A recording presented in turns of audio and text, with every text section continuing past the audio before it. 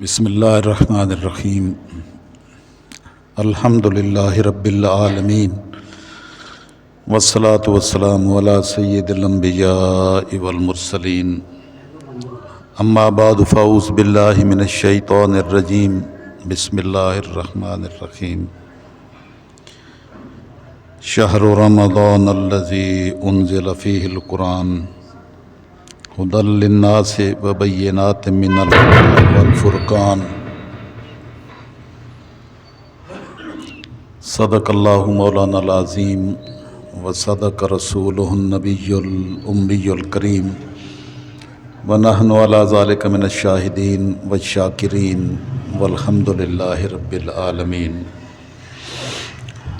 معزز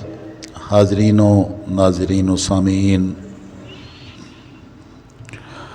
اللہ رب العزت کا بے حد و بے حساب لطف و کرم، فضل و احسان اور اس کی کرم نوازیاں ہیں کہ اس نے ہمیں ایمان کی دولت عطا فرما کے سید الانبیاء والمرسلین صلی اللہ تعالیٰ علیہ وسلم کی امت میں شامل فرمایا، اور پھر اس مالک الملک نے اس احسان کے بعد اپنی رحمت، اپنے فضل و احسان اور اپنے کرم کے اتنے دروازے کھولے کہ اگر کوئی شخص ازلی بد نصیب نہ ہو تو وہ اپنی زندگی کی بازی یقیناً جیت کے جاتا ہے۔ بس ہارتا صرف وہی ہے جو بد نصیب شخص ہو، ورنہ اللہ رب العزت نے اتنے مواقع اور اتنی کثرت کے ساتھ مواقع عطا فرمائے کہ بخشش کا سامان کرنا مالک نے بڑا آسان فرما دیا۔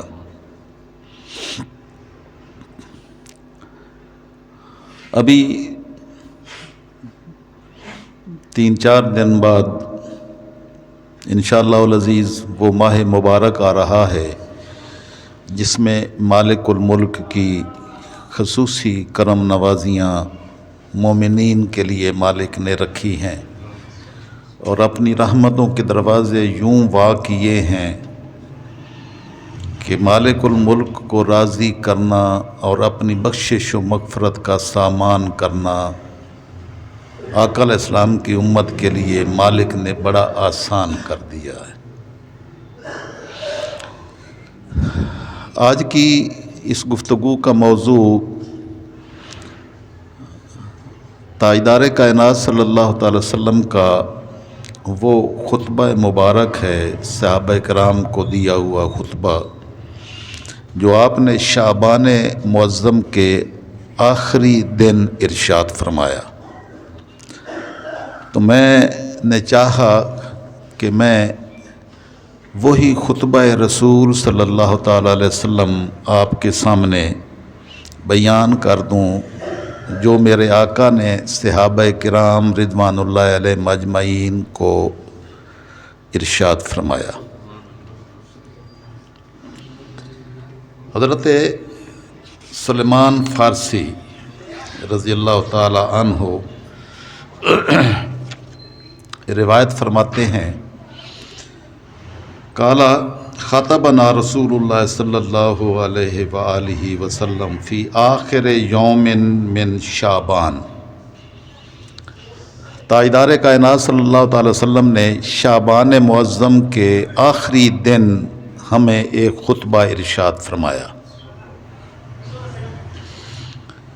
فقالا، اور ارشاد فرمایا، یا ایھا الناس، اے لوگو، قد اظلکم شہر عظیم، تم پر ایک بڑی عظمتوں والا مہینہ آ چکا ہے، آ رہا ہے۔ شہر مبارکن، یہ بڑی برکت والا ماہ مبارک ہے۔ شہر فیہ لیلۃ خیر من الف شہر، یہ وہ ماہ مبارک ہے جس میں مالک الملک نے صرف ایک رات ہی ایسی رکھی ہے جو 1000 مہینوں سے اور 1000 مہینوں کی عبادت سے افضل اور زیادہ خیر والی ہے۔ جعل اللہ صیامہ فریضۃً، اللہ نے اس کے روزوں کو فرض فرمایا ہے، وقیام لیلہ تطوعاً، اور رات کا قیام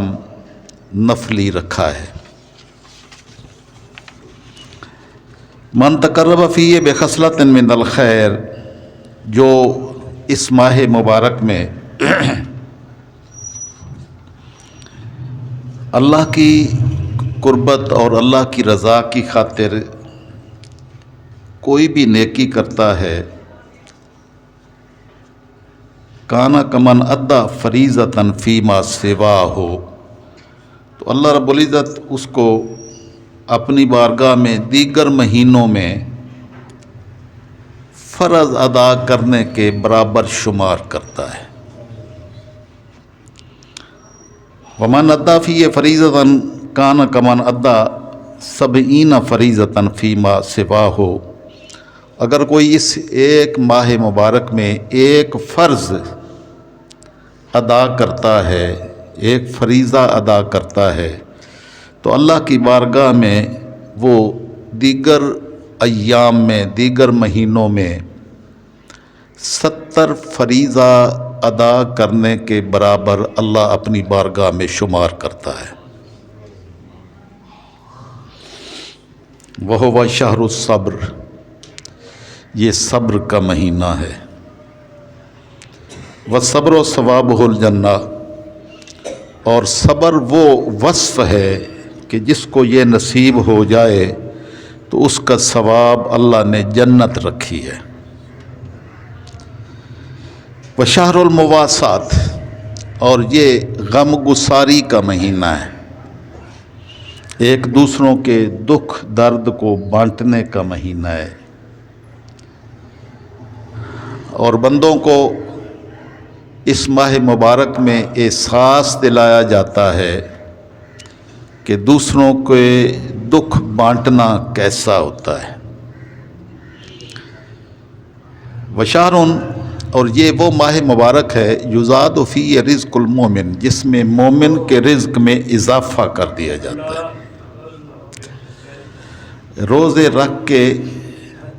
روزے رکھوا کے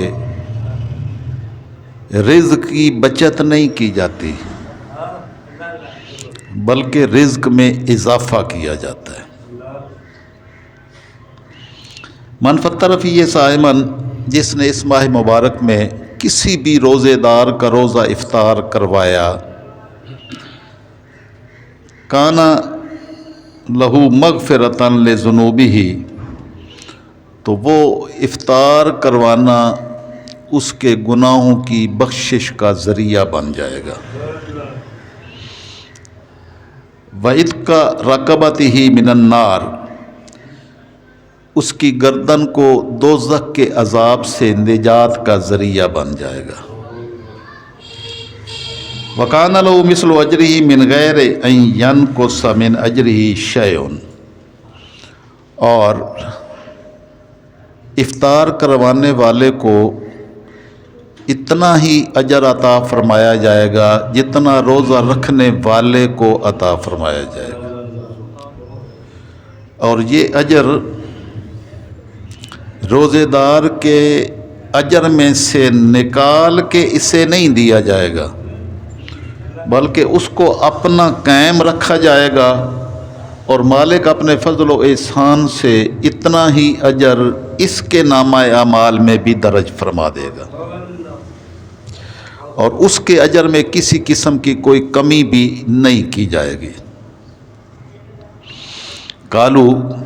صحابہ کرام نے عرض کیا، یا رسول اللہ صلی اللہ علیہ وسلم، لیس کلنا ناجد ما یفطر الصائم،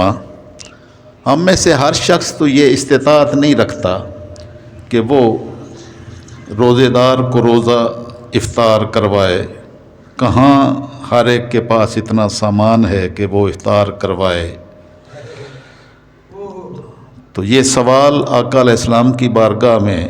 پیش کیا گیا کہ یا رسول اللہ صلی اللہ علیہ وسلم، افطار کروانے والے تو اجر پا جائیں گے، تو ہر ایک کے پاس، جن کے پاس اتنا ہے نہیں تو وہ کیا کریں گے؟ وہ تو محروم ہو گئے۔ تو آقا علیہ السلام نے فرمایا کہ وہ محروم نہیں ہوں گے۔ فقال رسول اللہ صلی اللہ علیہ وسلم، آپ نے ارشاد فرمایا، یؤتی اللہ ھذا الثواب من فطر صائما علی تمرۃ۔ اللہ رب العزت یہ جو اجر میں نے بیان کیا کہ اللہ اتنا ہی اجر افطار کروانے والے کو عطا فرمائے گا جتنا روزے رکھنے والے کو عطا فرمایا، یہ اجر تو اللہ رب العزت اس بندے کو عطا فرمائے گا جس نے ایک کھجور پر روزے دار کا روزہ افطار کروایا۔ ایک کھجور پر، یعنی اس کو ایک کھجور سے روزہ افطار کروایا تو یہ اس کو اجر ملے گا کہ جتنا اللہ رب العزت نے روزہ رکھنے والے کو اجر عطا کیا ہے، اتنا اپنے فضل و کرم سے اس کے نامہ اعمال میں بھی درج فرما دے گا۔ اب ہر ایک کے پاس کھجور بھی نہیں ہے۔ آپ کو اگر صحابہ کرام کی حیات طیبہ کا مطالعہ کرنا نصیب ہو تو آپ حیران ہو جائیں گے کہ یہ دین ہم تک پہنچانے والوں کی اپنی زندگی کے احوال کیا تھے، انہوں نے کس عالم میں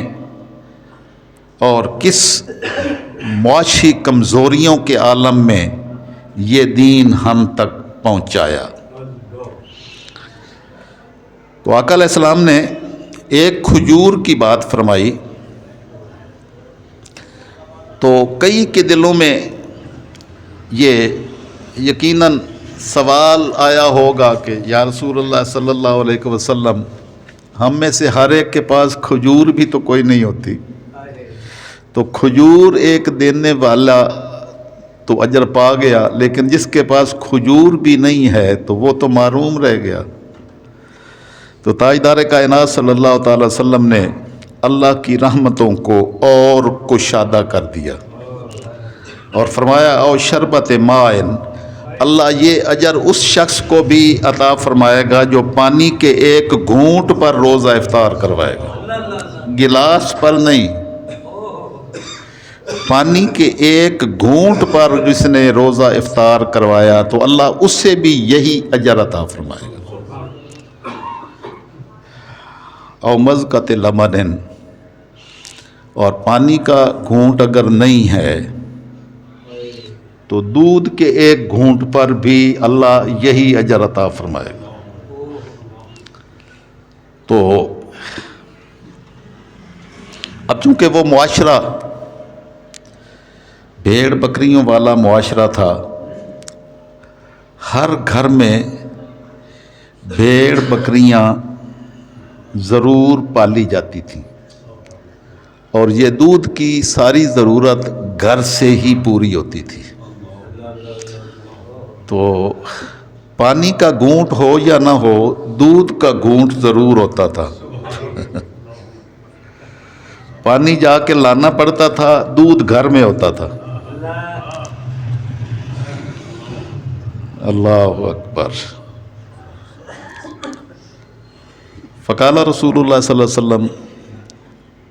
حضرت سلمان فارسی فرماتے ہیں کہ پھر آقا صلی اللہ تعالی علیہ وسلم نے ارشاد فرمایا،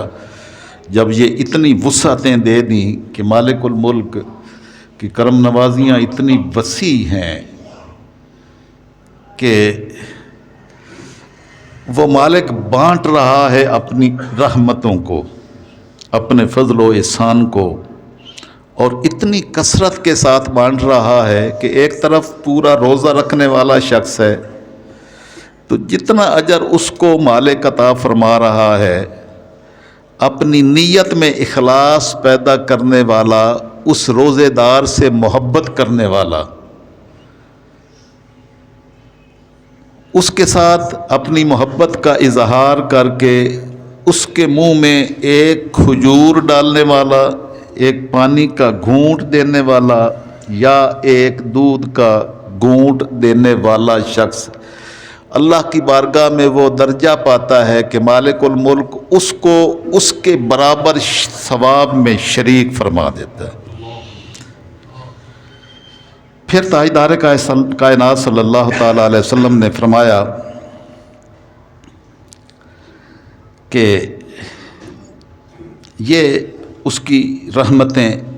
اس کی کرم نوازیاں، اس کے احسانات کی وسعتیں ہیں۔ وَهُوَ شَهْرٌ أَوَّلُهُ رَحْمَةٌ، اللہ رب العزت نے پورے ماہ مبارک میں اپنی کرم نوازیوں کو ایسے بکھیرا ہے کہ 3 عشرے ہوتے ہیں۔ پہلے عشرہ کو مالک الملک نے سراپا رحمت بنا دیا۔ پورے 10 دن یہ مالک کی رحمتوں کی سمندر چل رہے ہیں۔ جو بھی اپنے دامن کو بھرنا چاہے تو سمندر بہہ رہا ہو اور پھر بھی کوئی پیاسا ہو اور وہ اپنی پیاس نہ بجھا سکے، تو آپ اندازہ کریں کہ اتنی کثرت کے باوجود کوئی محروم رہ سکتا ہے، اور اگر محروم ہو تو بد نصیبی کی انتہا ہے۔ کھیتوں کو دے لو پانی، اب بہہ رہی ہے گنگا،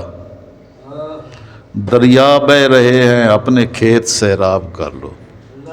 کچھ کر لو اے جوانو، اٹھتی جوانیاں ہیں۔ اب جوانی کا دن کے ایام ہیں، اللہ کی رحمتوں کو سمیٹنا چاہتے ہو تو سمیٹ لو۔ اللہ نے 10 دن اپنی رحمتوں کے سمندر موجزن کیے ہوئے ہیں۔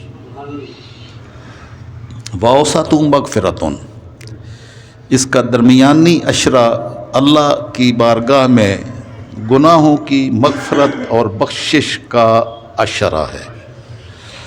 جو بھی مالک کی بارگاہ میں اپنی گناہوں کی معافی مانگنا چاہتا ہے تو بس وہ ادھر اس کی بارگاہ کی طرف منہ کرے صحیح،